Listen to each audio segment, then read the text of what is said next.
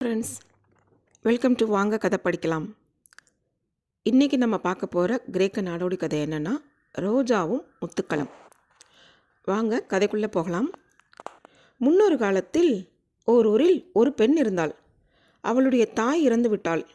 அவள் தகப்பன் 2ஆம் முறை மனமுறிந்து கொண்டான். 2ஆம் தாரத்துக்கு ஒரு பெண் குழந்தை பிறந்தது. முதல் தாரத்தின் பெண் அழகாயிருந்தாள். அவளுடைய சிறிய தாய்க்கு பிறந்தவளோ அவலட்சணமாய் இருந்தாள். பெண்களின் தகப்பன் இறந்து விட்டான். மூத்த பெண்ணின் சிறிய தாயாருக்கு அவளை கண்டால் பிடிக்காது. காலையிலிருந்து மாலை வரை வீட்டுக்கு வெளியே ஏதாவது வேலைக்கு அவளை அனுப்பிவிடுவாள். ஆடு மாடுகளை மேய்த்து வர சொல்லுவாள். தண்ணீர் எடுத்து வர சொல்லுவாள். துணிமணிகளை துவைத்து வர சொல்லுவாள். வீட்டுக்கு வந்தவுடன் வீட்டு வேலைகளை செய்யும்படி விரட்டுவாள். இத்தனை துன்பத்துடன் உழைத்து உயிர் வாழ்ந்து வந்தாள் அவ்வழகி. ஒரு நாள் சிறிய தாயார் அப்பெண்ணிடம் ஒரு மூட்டை துணிகளை தந்து அவற்றை துவைத்து வர சொன்னாள். அவளும் துணியை சுமந்து கொண்டு வாய்க்காலுக்கு போனாள்.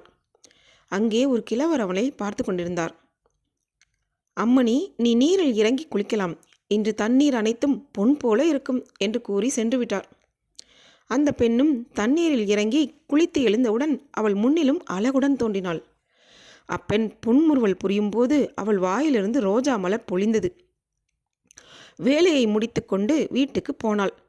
அவளுடைய இளைய தாயார் பார்த்தாள். முன்னிலும் அழகுடன் இருப்பதை கண்டாள். அவள் சிரித்தாள். ரோஜா மலர் பொழிவதை கண்டாள். இவளுக்கு எப்படி இவ்வளவு சௌந்தரியமும் வசீகரமும் ஏற்பட்டது என்று அறிய முயன்றாள். முகத்தை சுணக்கிக் கொண்டு மூத்த பெண்ணை பார்த்து, உனக்கு எப்படி இவ்வளவு நல்ல யோகம் இன்று பிறந்தது? உன் தங்கையும் அதில் கொஞ்சம் பெறக்கூடாதா என்று கேட்டாள். மூத்த பெண் அன்று வாய்க்காலுக்கு போனதையும் கிழவரை கண்டதையும் அவர் கூறியதையும் சொன்னாள்.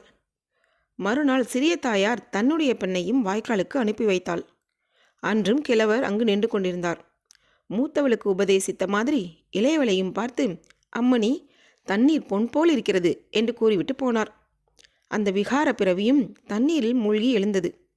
முன்னிலும் அதிக கோரமான சுயரூபத்துடன் மூழ்கி எழுந்தாள். வீட்டுக்கு சென்றாள்.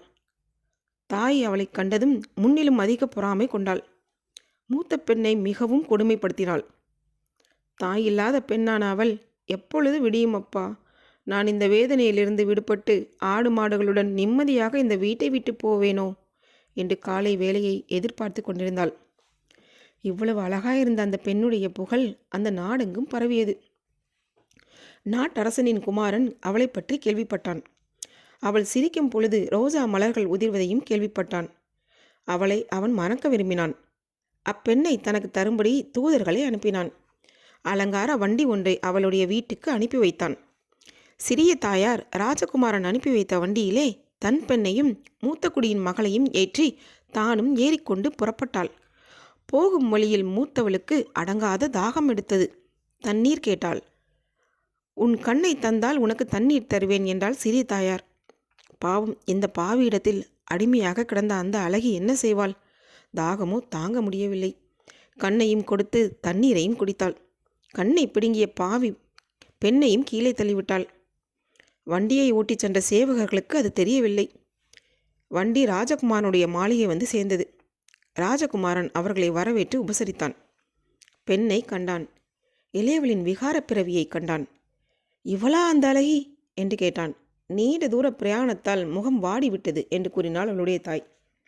வண்டியிலிருந்து தள்ளப்பட்ட அழகி அழுது புலம்பிக் கொண்டிருந்தாள். அவ்வழியே சென்ற ஒரு கிழவன் அவளை பார்த்தான். ஏனம்மா இப்படி அழுகின்றாய் என்று கேட்டான். பெண் தனக்கு நேர்ந்த கதையை விவரித்து கூறினாள். நீ பயப்படாதே அம்மா, நான் உன்னை பாதுகாக்கிறேன் என்று சொல்லி அவள் கையை பிடித்து தன் வீட்டுக்கு அக்கிழவன் அழைத்து போனான். அங்கே தன் குழந்தையைப் போல அவளை வளர்த்தான். அந்த பெண்ணும் தன் துயரை மறந்தாள். அவள் சிரிக்கும் பொழுதெல்லாம் ரோஜா மலர்கள் வாயிலிருந்து வீழ்ந்தன. அவள் தன் முகத்தை கழுவும் போதெல்லாம் கழுவிய நீரில் பல முத்துக்கள் காணப்பட்டன.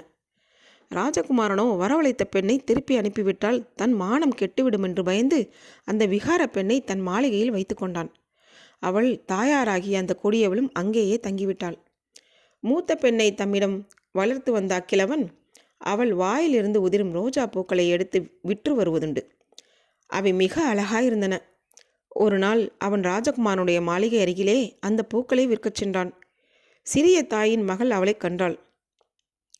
வாங்க வேண்டுமென்று ஆசை கொண்டாள். சேவகர்களை விட்டு விலை கேட்கச் சொன்னாள். 2 கண்களை தந்தால் அவற்றை விற்க முடியும் என்றான் கிழவன். சேவகர்கள் மாளிகை சென்று 2 கண்களை கிழவன் கேட்பதாக சொன்னார்கள். விகார பெண்ணின் தாய் தான் பிடுங்கி வைத்திருந்த கண்கள் 2ஐயும் தந்தாள். அவற்றை கிழவனிடம் தந்து சேவகர்கள் ரோஜா மலர்களை வாங்கி சென்றனர். ராஜகுமாரன் மணந்த விகார பிறவியிடம் தந்தனர். கிழவனும் சந்தோஷத்துடன் கண்களை வீட்டுக்கு எடுத்து போனான். வளர்ந்து வரும் கட்டழகிக்கு தந்தான்.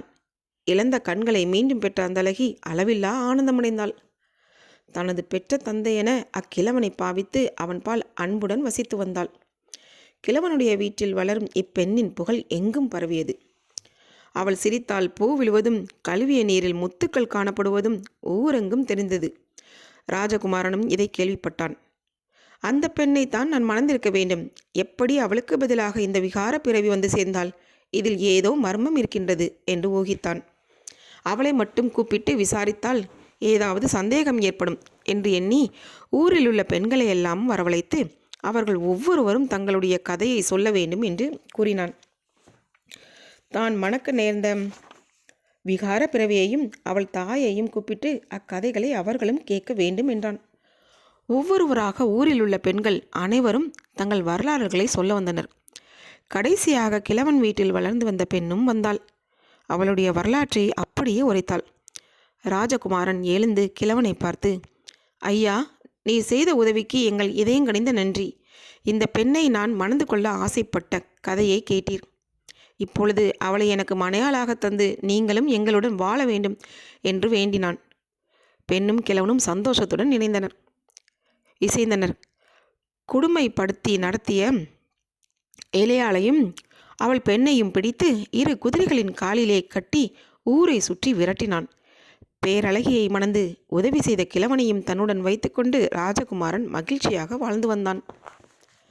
இந்த கதையிலிருந்து நம்மளுக்கு தெரிகிற நீதி என்னன்னு பார்த்தீங்கன்னா, தனக்கு கொடுக்கப்பட்ட வாழ்க்கையை நன்மையோட நம்ம செலவு செஞ்சோம்னா நம்மளுக்கு கண்டிப்பாக நன்மை கிடைக்கும். ஓகே ஃப்ரெண்ட்ஸ், நம்ம அடுத்த கதையில் மீட் பண்ணுவோம். அதுவரை உங்களிடமிருந்து விடைபெறுவது தீபா. நன்றி, வணக்கம்.